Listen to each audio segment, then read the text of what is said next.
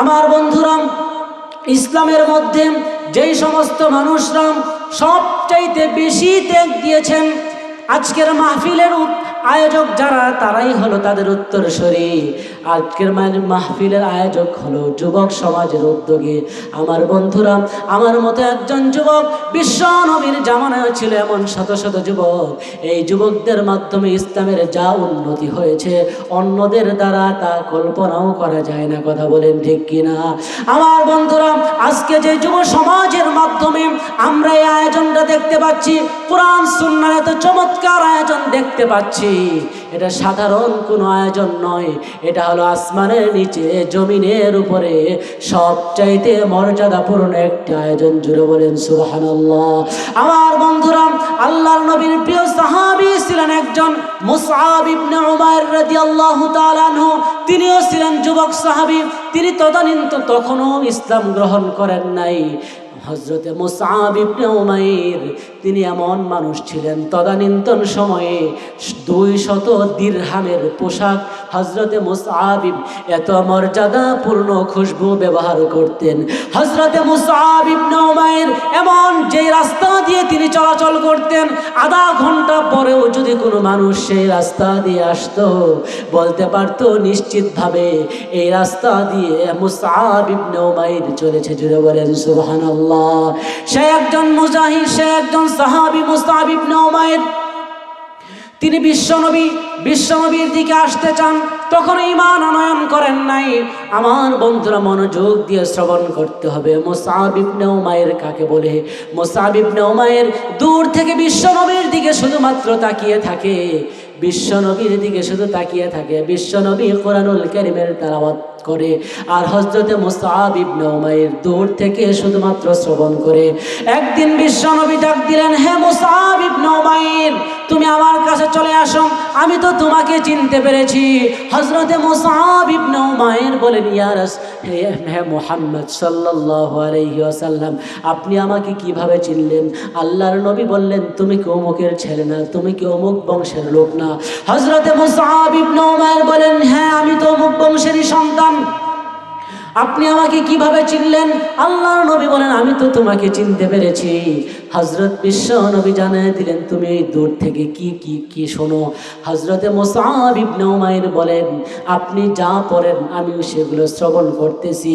আল্লাহর নবী বলেন, তুমি অত দূর থেকে কেন শ্রবণ করো? তুমি আমার কাছে চলে আসো। হযরতে মুসআব ইবনে উমাইরকে দ্বীনের দাওয়াত দিলেন। হযরতে মুসআব ইবনে উমাইর দ্বীনের দাওয়াত পেয়ে সাথে সাথে বিশ্ব নবীর কাছে পড়ে নিলেন, আশহাদু আল্লা ইলাহা ইল্লাল্লাহু ওয়াহদাহু লা শারীকা লাহু ওয়া আশহাদু আন্না মুহাম্মাদান আবদুহু ওয়া রাসূলুহু। জোরে বলি আল্লাহু আকবার। হযরতে মুসআব ইবনে উমাইর রাদিয়াল্লাহু তাআলা আনহু তিনি ইসলামের ঘোষণা দিয়ে দিলেন। এবার তিনি বলেন, ইয়া রাসূলুল্লাহ, ইয়া হাবিবাল্লাহ, আপনি আমাকে আমার পরিবারের কাছে যাওয়ার অনুমতি দিন। বিশ্বনবী বললেন, তুমি যেই দিন গ্রহণ করেছো, এখন যদি তুমি তোমার পরিবারের কাছে যাও, তোমার যেই চমৎকার সুন্দর চেহারা, তদানীন্তন সময়ে সবচাইতে স্মার্ট লেভেলের সন্তান ছিল হযরতে মুসআব ইবনে উমাইর। পোশাক পাতির দিকে সবচাইতে উন্নত মানের ছিল, বংশগত দিক থেকে সবচাইতে উন্নত উচ্চাঙ্গের বংশের লোক ছিল হযরতে মুসআব ইবনে উমাইর। মুসআব ইবনে উমাইরকে বললেন, তুমি যদি যাও তাহলে তোমার উপর নির্যাতন শুরু হবে, তোমার এই পোশাক পরিচ্ছদ থাকবে না, তোমার চেহারার সৌন্দর্য থাকবে না, তোমার এত দামি খুশবু ব্যবহার, এগুলো তো আর তোমাকে দেওয়া হবে না। হযরতে মুসআব ইবনে উমাইর বলেন, ইয়া রাসূলুল্লাহ, ইয়া হাবিবাল্লাহ, আপনি শুধু আমার জন্য একটু দোয়া করে দিন। বিশ্ব নবীর কাছ থেকে দোয়া নিয়ে হযরতে মুসআব ইবনে উমাইর তিনি চলে গেলেন বাড়িতে গিয়ে তার মার সামনে গিয়ে কালেমার সাক্ষ্য দিয়ে বললেন, হে আমার মা, আমি বিশ্ব নবীর কাছে ইসলাম গ্রহণ করেছি। মুসআব ইবনে উমাইরের মা বলছে, কান্নাকাটি করে বলছে, তুমি এটা কি করেছো? তুমি আমাদের একমাত্র সন্তান, তোমাকে কত আদর যত্ন করি, 10 মাস 10 দিন পেটে ধারণ করেছি, ছোট্ট কাল থেকে তোমাকে কত আদর যত্ন করেছি, আজকে তুমি আমাদের মুখে চুনকালি মেখে তুমি মুহাম্মদের ধর্ম গ্রহণ করছো, এটা তো আমরা মানতে পারছি না। হে মুসাব, আমি মা হয়ে বলছি, তুমি আর মুহাম্মদের কাছে যাও না, এই সংবাদটা তুমি আর কারো কাছে দিও না। অন্যের কাছে যদি তুমি এই সংবাদ প্রকাশ করে ফেলো, তোমাকে কেউ কিচ্ছু দিবে না, বরং উল্টা তোমার উপর নির্যাতন শুরু হয়ে যাবে।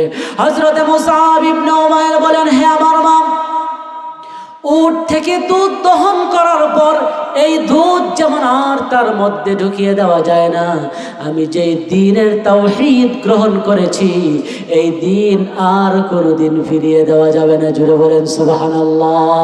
আমার বন্ধুরা, হযরতে মুসাব ইবনে উমাইর এইভাবে ঘোষণা দিল, বাবার সামনে ইসলাম প্রচার করলো, আত্মীয় স্বজনের কাছে ইসলাম প্রচার করলো। ইসলাম যখন তিনি সবার সামনে প্রকাশ করে দিলেন, এমন সময় সবাই মিলে সিদ্ধান্ত নিল এই মুসআবকে ফিরিয়ে রাখতে হবে, এই মুসআবকে বিশ্ব নবীর কাছে যেতে দেওয়া যাবে না। এই জন্য তারা বাংলাদেশের ফ্যাসিস্টদের মতো করে তারা আয়না ঘর তৈরি করলো। ওই মুসআব ইবনে উমাইরকে, সুদর্শন যুবককে, এত স্মার্ট একজন যুবককে তারা আয়না ঘরের মধ্যে তারা লুকিয়ে রেখে দিল, সেটার মধ্যে তাকে আটকিয়ে রেখে দেওয়া হলো। মুসআব ইবনে উমাইরকে অনেক দিন যাবৎ সেখানে আটকিয়ে রাখা হলো, কিন্তু মার মন মানে না কোনোভাবেই। মা প্রতিদিন গিয়ে বলে, মুসআব, তুমি মুহাম্মদের ধর্মটাকে ছেড়ে দাও, তুমি আমার কথা শোনো, আমার তো মন মানছে না, তুমি আমাদের ধর্মটার মধ্যেই থেকে যাও। মুসআব ইবনে উমাইর বলেন, মা, আমার জীবনও যদি চলে যায়, যেই দিন গ্রহণ করেছি এই দিন থেকে এক মুহূর্ত আমাকে সরাতে পারবে না। জুড়ে বলেন সুবহানাল্লাহ। আমার বন্ধুরা, মুসআব ইবনে উমাইরকে তার মা বুঝাচ্ছে, তার বাবা বুঝাচ্ছে, আত্মীয় স্বজন বুঝাচ্ছে, কেউ যখন আর কারো বোঝ যখন সে আর মানছে না, একদিন মুসআব ইবনে উমাইরকে একটু সুযোগ দেওয়া হলো। এবার মুসআবকে জিজ্ঞাসা করা হলো, তোমাকে যদি সুযোগ দেওয়া হয় তুমি কোথায় যাবে? এত শাস্তি তোমার হচ্ছে, এখন তুমি কোথায় যাবে? মুসআব সাথে সাথে জবাব দিল, আমি আমার বিশ্ব নবী মুহাম্মদুর রাসূলুল্লাহ সাল্লাল্লাহু আলাইহি ওয়াসাল্লামের কাছে চলে যাব। জুড়ে বলেন সুবহানাল্লাহ। আমার বন্ধুরা, সেখান থেকে কোনো মতো ছাড় বিশ্ব নবী মুহাম্মদুর রাসূলুল্লাহ সাল্লাল্লাহু আলাইহি ওয়াসাল্লামের দরবারে গিয়ে হাজির হলেন। আল্লাহর নবী অনেক দিন আগে দেখেছিলেন বিভিন্ন শাস্তি পাওয়ার কারণে চেহারার সৌন্দর্য নষ্ট হয়ে গিয়েছে। আল্লাহর নবী চিনতে পারছে না যে সেই ব্যক্তিটাকে। আল্লাহর নবী এরপর জিজ্ঞাসা করলেন, তুমি কে? আল্লাহর নবীর সাহাবী মুসআব ইবনে উমাইর পরিচয় যখন দিয়ে দিলেন, আল্লাহর নবী বুকে টেনে নিলেন। এবার বিশ্ব নবী বললেন, হে মুসআব, তুমি এখন কি করতে চাও? মুসআব বলেন, ইয়া রাসূলুল্লাহ, আপনার সোহবতে সারাটি জীবন কাটিয়ে দিতে চাই। আল্লাহর নবী বলেন, হে মুসআব ইবনে উমাইর, এখন ইসলাম তেমন প্রচার হয়নি, এখন যদি তুমি আমার কাছে থাকো, তোমার আত্মীয় স্বজন তেমনি প্রভাবশালী প্রভাব প্রতিপত্তি লোক, তারা এসে তোমাকে ছিনিয়ে নিয়ে যাবে। তুমি মদিনাতে হিজরত করো, সেখানে অনেক সাহাবীরা চলে গিয়েছে। আল্লাহর নবীর প্রিয় সাহাবী মুসআব ইবনে উমাইর এক মুহূর্ত দেরি করলেন না। আমরা হলে তো বলতাম, ইয়া রাসূলুল্লাহ, ইয়া হাবিবাল্লাহ, নিজের বাবা মা ভাই বোন আত্মীয় স্বজন ছেড়ে কিভাবে আরেক দেশে পাড়ি জমাবো? মুসআব ইবনে উমাইর সঙ্গে সঙ্গে রাজি হয়ে গেলেন। মুসআব ইবনে উমাইর সেই সময় সাথে সাথে মদিনায় হিজরত করে চলে গেলেন। আমার বন্ধুরা, যেহেতু হযরতে মুসআব ইবনে উমাইর বিশ্বনবীর কাছ থেকে আগে থেকেই তিনি কুরআনুল কারীমের তেলাওয়াত শ্রবণ করেছিলেন, তীক্ষ্ণ মেধা সম্পন্ন ব্যক্তি ছিলেন হযরতে মুসআব ইবনে উমাইর। বিশ্বনবীর কাছ থেকে যা শুনেছিলেন, সাথে সাথে শোনার সাথে সাথে আল্লাহর কুদরতে তা মুখস্থ করে ফেলেছিলেন। জোরে বলেন সুবহানাল্লাহ। মদিনাতে যাওয়ার সাথে সাথে হযরতে মুসআব ইবনে উমাইর মানুষদেরকে দ্বীনের দাওয়াত দেওয়া শুরু করলেন। শুধু তাই নয়, মদিনাতে গিয়ে হযরতে মুসআব ইবনে উমাইর বিশ্ব নবীর অন্যান্য সাহাবী যারা ছিল তাদের সাথে মিলে তিনি কুরআনুল কারীমের দর্স দেওয়া শুরু করে দিয়েছে। জুড়ে বলেন সুবহানাল্লাহ।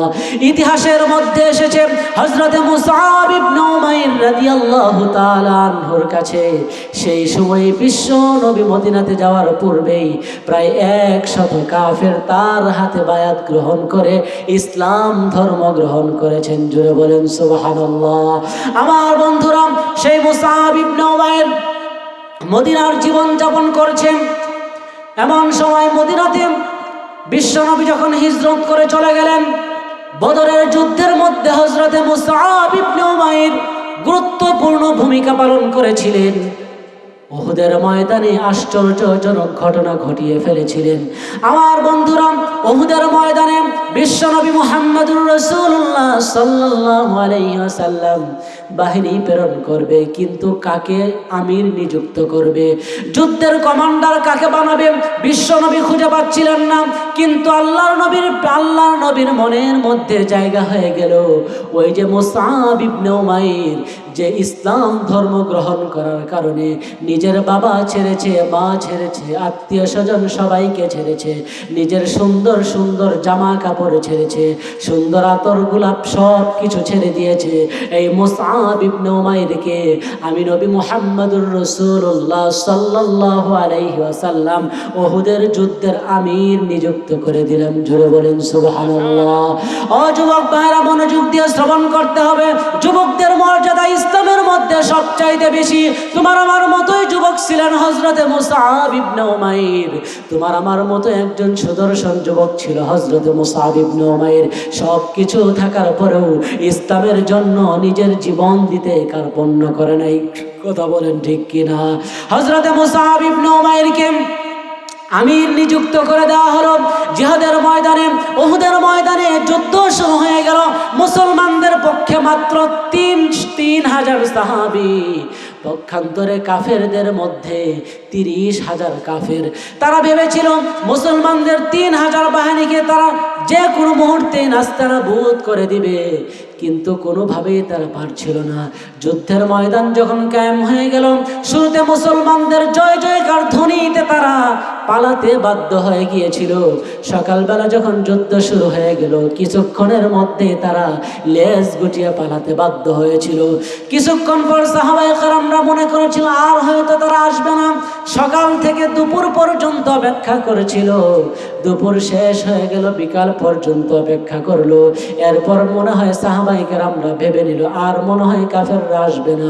কিন্তু কাফেররা একটা গুহার মধ্যে পলায়ন করেছিল। আমার বন্ধুরা, এই দিক দিয়ে সাহাবায়ে কেরামরা গনিমতের মাল সংগ্রহের জন্য ব্যস্ত হয়ে পড়ল। পিছন দিক থেকে সেই সময় খালেদ বিন ওয়ালিদ ইসলাম গ্রহণ করেন নাই।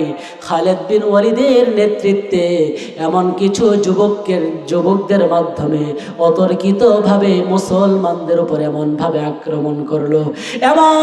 আক্রমণ করলো, মুসলমানদের 70 জনকে শাহাদাতের পেয়ালা পান করতে হলো।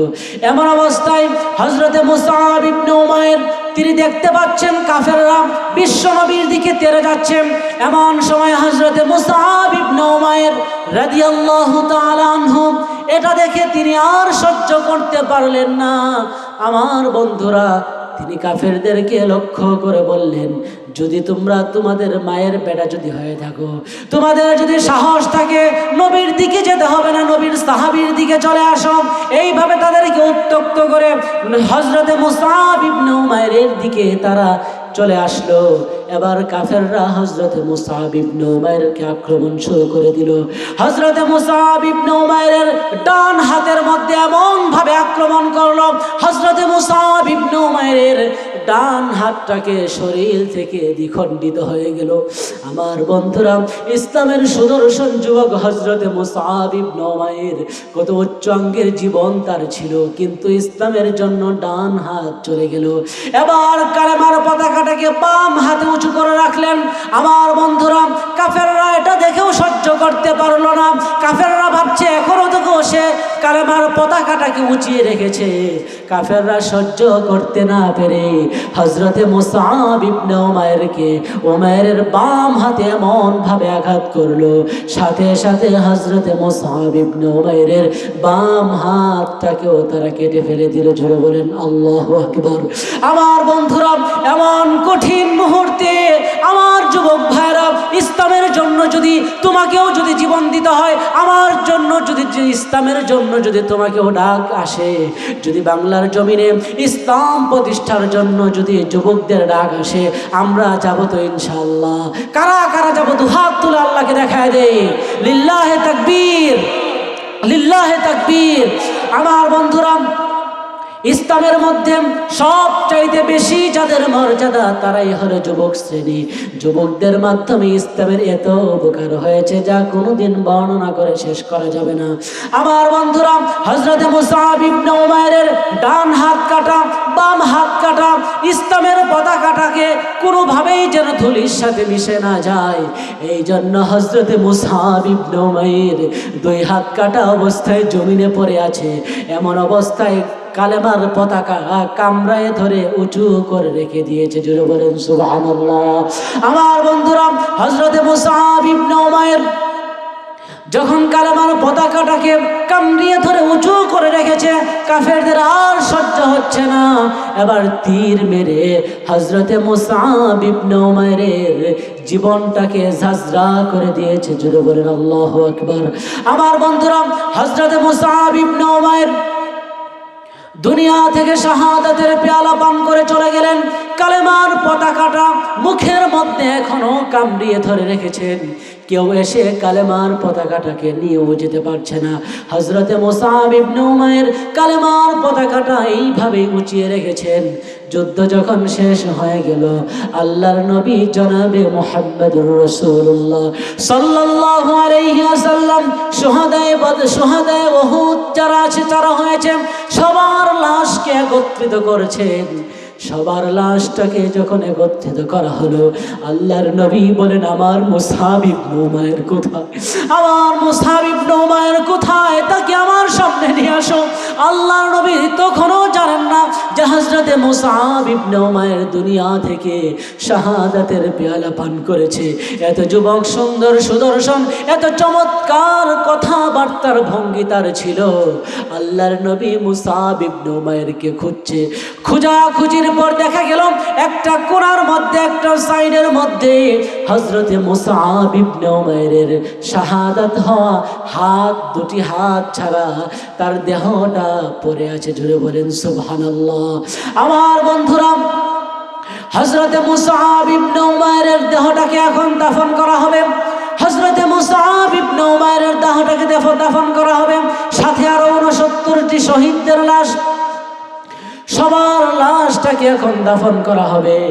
আমার বন্ধুরা, হযরত মুসআব ইবনে উমাইর রাদিয়াল্লাহু তাআলা আনহুর লাশটাকে যখন দাফন করা হবে, হযরত মুসআব ইবনে উমাইর রাদিয়াল্লাহু তাআলা আনহু তার লাশটা যখন দাফন করে দেওয়া হবে, আল্লাহর নবী ঘোষণা করলেন, যুদ্ধের ময়দানে যারা শাহাদাতের পেয়ালা পান করে, যুদ্ধের ময়দানে যারা শাহাদাতের পেয়ালা পান করে, তাদের শরীরের মধ্যে যেই সমস্ত জামা কাপড় থাকে, সেই জামা কাপড় পরিহিত অবস্থায় তাদেরকে দাফন দেওয়া হয়। তাদেরকে গোসলের কোনো প্রয়োজন হয় না, যাতে করে কিয়ামতের ময়দানে এই রক্ত মাখা জামা কাপড় নিয়ে আল্লাহর দরবারে উঠে বলতে পারে, আয় আল্লাহ তাআলা, তুমি তো দুনিয়ার মধ্যে বাতিলের বিরুদ্ধে যুদ্ধ তুমি আমাদের উপর ফরজ করে দিয়েছিলে। আয় আল্লাহ তাআলা, তুমি তোমার দ্বীনকে জমিনে প্রতিষ্ঠিত করার জন্য আর কিছু দিতে পারি নাই, জীবনটাকে তোমার রাস্তায় বিলিয়ে দিয়ে এসেছি। জুড়ে বলেন সুবহানাল্লাহ। এইভাবে যখন তারা বলবে, আল্লাহ তাআলা ওই শাহাদাতের মর্যাদা, ওই শহীদদেরকে বিনা হিসাবে, বিনা বিচারে জান্নাতের মধ্যে সর্বোচ্চ স্থানে উন্নীত করে দিবে। জুড়ে বলেন সুবহানাল্লাহ। আমার বন্ধুরা, হযরত মুসআব ইবনে উমাইর রাদিয়াল্লাহু তাআলা আনহু তার লাশটাকে যখন সামনে উপস্থাপন করা হলো, এত সুদর্শন একজন যুবক, এত সম্মানিত একজন যুবক, সম্ভ্রান্ত পরিবারের একজন যুবক, কোনো কিছুরই অভাব ছিল না, কিন্তু ইসলামের পক্ষে আসার কারণে শরীর থেকে হাতগুলো দ্বিখণ্ডিত হয়ে গেল, নিজের জীবনটা পর্যন্ত ইসলামের জন্য দিয়ে দিল। আমার বন্ধুরা, বিশ্ব নবী মুহাম্মদুর রাসূলুল্লাহ সাল্লাল্লাহু আলাইহি ওয়াসাল্লাম হযরতে মুসআব ইবনে উমাইর রাদিয়াল্লাহু তাআলা আনহুকে এবার দাফনের জন্য ব্যবস্থা করবে। হযরতে মুসআব ইবনে উমাইরের মাথার দিক থেকে যখন কাপড় টান দেওয়া হয়, পা ভেসে ওঠে, পার দিকে যখন কাপড় টান দেওয়া হয়, হযরতে মুসআবের মাথা বের হয়ে যায়। কোনো মতো শরীরটাকে ঢাকবে এই সুযোগটা পর্যন্ত হচ্ছে না, অথচ তদানীন্তন সময়ে সবচাইতে দামি কাপড় পরিহিত পরা মানুষ ছিল হযরতে মুসআব ইবনে উমাইর। আল্লাহর নবীর চোখ দিয়ে পানি চলে এসেছে। আল্লাহর নবী অন্যান্য সাহাবীদের সামনে দাঁড়িয়ে বলছেন, হে আমার প্রিয় সাহাবীরা, তোমরা তো জানো মুসআব ইবনে উমাইর কত শৌখিন জীবন যাপন করছিল, কিন্তু আজকে দেখো ইসলাম গ্রহণ করার কারণে, আজকে ইসলাম ধর্মের কারণে হাতগুলো দ্বিখণ্ডিত হয়ে গেল, জামা কাপড় পর্যন্ত ভালো পাইল না। সর্বশেষ দাফনের জন্য যে আমরা তাকে সুন্দরভাবে একটা কাপড় দিয়ে যে পুরাটা শরীর ঢেকে দিব, এই কাপড় পর্যন্ত আজকে আমরা দিতে পারছি না। সুবহানাল্লাহ। আমার বন্ধুরা দেখুন, হযরত মুসআব ইবনে উমাইর রাদিয়াল্লাহু তাআলা আনহু তিনিও তো আমাদের মতো একজন যুবক সাহাবী ছিলেন, কিন্তু ইসলামের জন্য দেখুন কতটা কুরবানি দিয়েছেন। কিন্তু আজকে কিন্তু আমাদের যুবক ভাইরা আমরা কিন্তু এই ক্ষেত্রে অনেকটা পিছিয়ে। আমরা কিন্তু ইসলামের জন্য যদি আমাদের ডাক আসে আমরা কিন্তু যেতে চাই না, ভালো কোনো কাজের জন্য যদি আমাদের ডাক আসে আমরা কিন্তু যেতে চাই না, এটা হলো আমাদের জন্য ব্যর্থতা। আসুন আজকে থেকেই আমরা আমাদের জীবনটাকে সাহাবীওয়ালা জীবন গঠন করি। আজকে থেকেই আমাদের জীবনটাকে রাসূলের সুন্নাহ অনুযায়ী সাজানোর চেষ্টা করি। আজকে থেকেই সাহাবায়ে কেরামদের রিদওয়ানুল্লাহি তাআলা আলাইহিম আজমাইন এবং রাসূলুল্লাহ সাল্লাল্লাহু আলাইহি ওয়াসাল্লামের যেই সমস্ত ভালো মর্দে মুজাহিদ যে সমস্ত সাহাবায়ে কেরামরা ছিলেন তাদের মতো করে আমরা আমাদের জীবনটাকে সাজাতে রাজি আছি তো ইনশাআল্লাহ। আমার যুবক ভাইরা, আসুন আজকে থেকেই আমরা আমাদের জীবনটাকে হযরতে মুসআব ইবনে উমাইর রাদিয়াল্লাহু তাআলা আনহুর মতো করে সাজাই। আমার বন্ধুরা, হযরতে মুসআব ইবনে উমাইর রাদিয়াল্লাহু তাআলা আনহুর মতো আমরা কি কুরবানি করতে রাজি আছি তো ইনশাআল্লাহ। আমার যুবক ভাইরা, আমরা যদি হযরত মুসআব ইবনে উমাইরের জীবন থেকে শিক্ষা নিতে চাই, আমরা এই জীবন থেকে কি শিক্ষা নিতে পারি? এই জীবন থেকে আমরা এটাই শিক্ষা নিতে পারি যে ইসলাম হলো সবার আগে। ইসলামের পক্ষে যদি কোনো ডাক আসে, ইসলামের পক্ষে যদি আমার কোনো অবস্থান তৈরি করতে হয়, আমার যার যা আছে তা নিয়ে আমাদের ময়দানে ঝাঁপিয়ে পড়তে হবে। রাজি আছি তো ইনশাআল্লাহ। আল্লাহ তাআলা আমাদের প্রত্যেকটা যুবককে, অত্র এলাকার এই যুব সমাজের এই উদ্যোগকে আমি সবাইকে অভিনন্দন জানাচ্ছি। আপনারা সামনে থেকে আরও চমৎকার করে আরও আগে থেকেই প্রস্তুতি নেবেন ইনশাআল্লাহ। আপনাদের এই যুব সমাজের এই উদ্যোগটা যেন কিয়ামত পর্যন্ত জারি থাকে, আপনারা চান তো ইনশাআল্লাহ। আল্লাহ তাআলা আমাদের এই যুবক ভাইদেরকে, প্রত্যেকটা যুবক ভাইদেরকে হযরতে উমাইর রাদিয়াল্লাহু তাআলা আনহুর মতো, মুসআব ইবনে উমাইর রাদিয়াল্লাহু তাআলা আনহুর মতো কবুল করুন। সকলে বলুন আমিন। হযরতে মুসআব ইবনে উমাইরের জীবন আদর্শ যেন আমরা গঠন করতে পারি, তার মতো ঈমানি পাওয়ার নিয়ে যেন আমরা আমাদের সমাজের মধ্যে থাকতে পারি।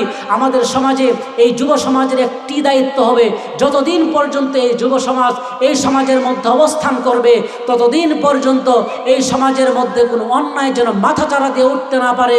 যতদিন পর্যন্ত এই যুব সমাজ থাকবে, এই যুব সমাজ থাকা অবস্থায় এই সমাজের মধ্যে কোনো গানের অনুষ্ঠান যেন না হয়, এই সমাজের মধ্যে কোনো জুয়ার আসর যেন বসতে না পারে, এই সমাজের মধ্যে কোনো ইফটিজিং যেন না করতে পারে। এই জন্য এই যুব সমাজকে ঐক্যবদ্ধ থাকতে হবে। ঐক্যবদ্ধ যদি থাকতে পারি, ঐক্যবদ্ধ থেকে যদি আমরা আমাদের সমাজটাকে যদি নেতৃত্ব দিয়ে নিতে পারি, তাহলে অবশ্যই এই যুব সমাজ হবে হযরতে মুসআব ইবনে উমাইরের উত্তরসূরি যুব সমাজ। কথা বলেন ঠিক কিনা? আমরা কি হযরত মুসআব ইবনে উমাইরের উত্তরসূরি যুব সমাজ হতে চাই তো ইনশাআল্লাহ। আল্লাহ তাআলা আমাদের সবাইকে হযরতে মুসআব ইবনে উমাইর রাদিয়াল্লাহু তাআলা আনহুর উত্তরসূরি হিসাবে আমাদের এই যুব সমাজটাকে যেন আমরা গঠন করতে পারি, সেই তৌফিক আল্লাহ আমাদের সবাইকে দান করুন। সকলে বলুন আমিন। হযরতে মুসআব ইবনে উমাইর তিনি আমাদের জন্য যে কুরবানি দেখিয়ে গিয়েছেন, আমরা তো ততটা পারবো না, কিন্তু আমাদের সামর্থ্য অনুযায়ী আমরা চেষ্টা করব যখনই ভালো কোনো কাজের সিস্টেম চলে আসবে আমরা অবশ্যই সেই ভালো কাজকে সাপোর্ট করব। এবং যখনই অন্যায় কোনো কাজ চলে আসবে, অন্যায় কাজ যখনই চলে আসবে সেই অন্যায় কাজের দিকে সেই দিকে আমরা ধাবিত হব না। কারণ অন্যায় কাজ কিন্তু আমরা করি না। যখন মানুষ এই কোরআন এবং সুন্নাহ থেকে যখন দূরে সরে যায় তখনই মানুষকে অন্যায়ের দিকে ধাবিত করে, অন্যায়ের দিকে যায়। সেটাই তো আল্লাহ তাআলা কোরআনুল কারীমে সূরা যুখরুফের 36 নম্বর আয়াতের মাধ্যমে জানায় দিলেন।